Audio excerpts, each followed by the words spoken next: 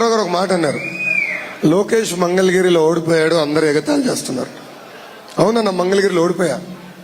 1982, 85 తప్ప ఎప్పుడు గెలవని నియోజకవర్గం మంగళగిరి. తెలుగుదేశం పార్టీ ఎప్పుడూ గెలవాల.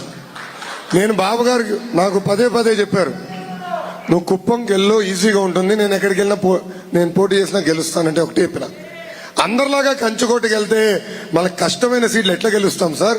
ఎప్పుడు గెలవని సీట్ నాకు ఇవ్వండి, అది గెలిచి చూపించిన తర్వాతనే నేను నాయకుడు అనిపించుకుంటానని చెప్పాను. ఓడిపోయా, నేను ఓడిపోయా. కానీ నేను భయపడి, ఒక్క నిమిషం, భయపడి పారిపోలేదే. నేను భయపడి పాడిపోలేదే.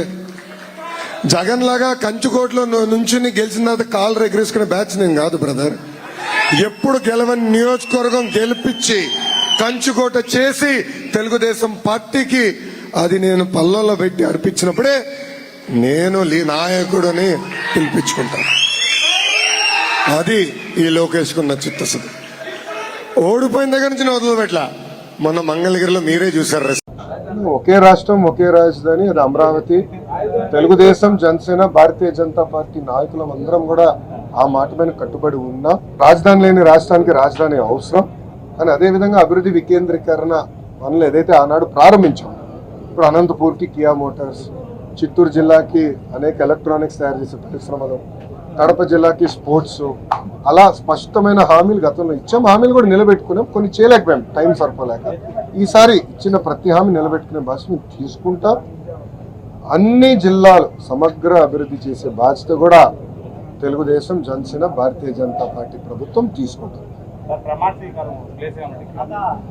Two early అన్నాయండి.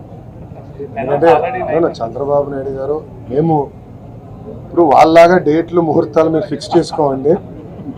ప్రజలు తీర్పు వచ్చిన తర్వాత చేయాల్సిన పనులు ఉంటాయండి. ప్రజలు తీర్పు రాకుండా ముందర మేమే ప్రమాణ స్వీకారం ఎక్కడ చేస్తాం, పలాంటి టైం చేస్తాం. ఈనాడు మేము అనలేదు, అన్నాం. అద్భుతమైన తీర్పు ఇచ్చారు. ఆ తీర్పును మేము స్వాగతిస్తున్నాం, గౌరవిస్తాం.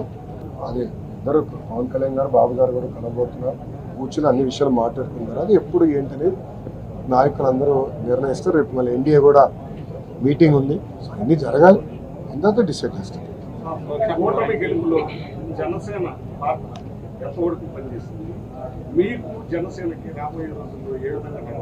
కలిసికట్టుగా పనిచేస్తామని చాలా స్పష్టమైన హామీ ఇచ్చాం. కలిసికట్టుగా పనిచేసాం. మీరు చూస్తే 21 సీట్లకి 21 సీట్లు జనసేన పార్టీ గెలిచింది. 10 ఎమ్మెల్యే సీట్లు 8 స్థానాలు భారతీయ జనతా పార్టీ గెలిచింది.